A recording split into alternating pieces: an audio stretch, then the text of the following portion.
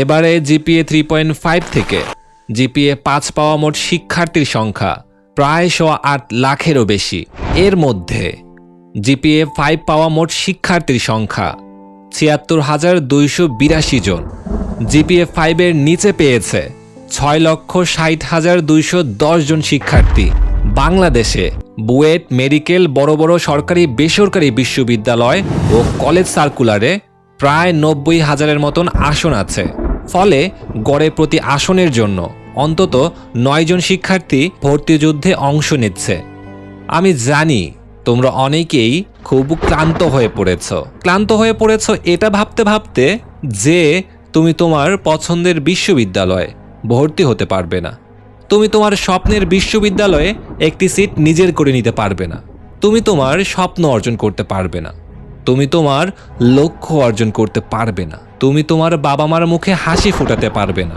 ভালো রেজাল্ট করে সবাইকে ভুল প্রমাণিত করতে পারবে না। সবাইকে অবাক করে দিতে পারবে না। হ্যাঁ, আমি জানি এখন বাধা চারিদিক থেকে আসছে। তোমার চারপাশের মানুষ তোমার সমালোচনা করছে।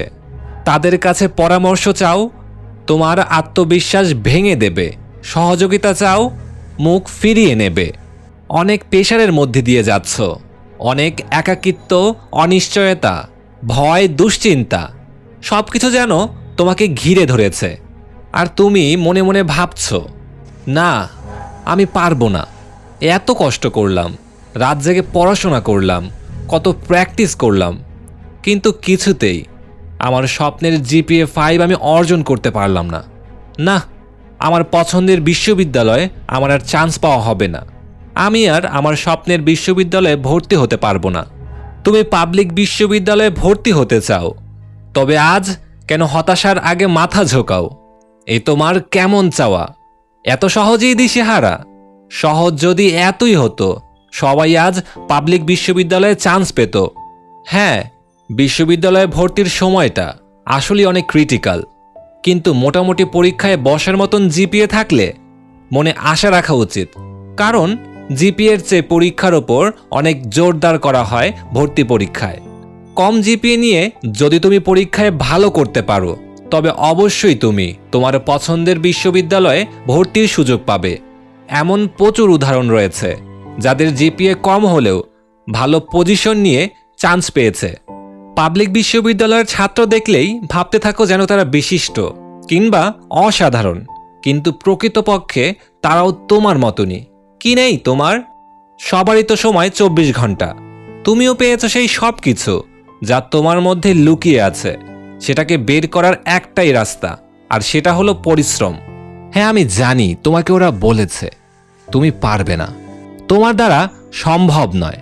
হ্যাঁ, এখানে কিছু সময় এমন আসবে যেখানে তুমি বুঝতেই পারবে না তোমার সামনের পদক্ষেপ, যেখানে সবাই তোমাকে দুর্বল ভাবতে লাগবে।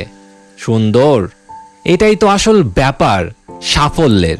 যখন কেউই আশা করছে না তুমি করবে, কিন্তু তখনই তুমি সেখানে পৌঁছাবে এবং অর্জন করবে যে কোনো মূল্যে। সাফল্য মানেই আর্থিক উন্নতি নয়, এটা তোমার সার্বিক উন্নতি।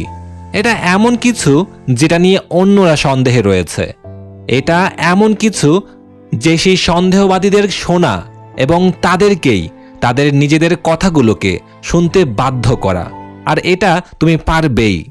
ওরা যখন উঠবে ভোর 6টায়, তুমি উঠবে ভোর 4টায়।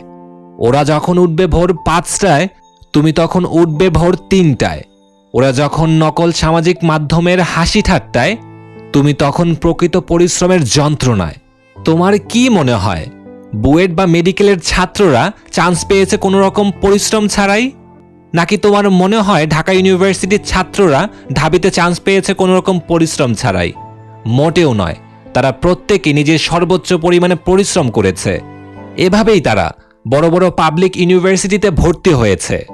আর তাই তুমিও যদি চাও একটা পাবলিক ইউনিভার্সিটিতে ভর্তি হতে, তবে তোমার ভবিষ্যতের সিদ্ধান্ত এখনই নাও। নিজেকে বিনির্মাণে সচেষ্ট হও। পড়ালেখায় ফাঁকি দিলে তুমি নিজেই ফাঁকিতে পড়বে। ভয়কে জয় করতে শেখো, সময়কে কাজে লাগাও, অতীতকে ভুলে যাও, ভুল থেকে শিক্ষা নাও, আর কষ্টকে আপন করে নাও। অনুশীলন করো, পরিশ্রম করো, অধ্যাবসায় করো, চর্চা করো, লক্ষ্যে পৌঁছানোর চেষ্টা করো। আর আমি তোমাকে আশ্বাস দিচ্ছি, তুমি তোমার লক্ষ্যে পৌঁছাবেই। তুমি একটা পাবলিক ইউনিভার্সিটিতে চান্স পাবেই।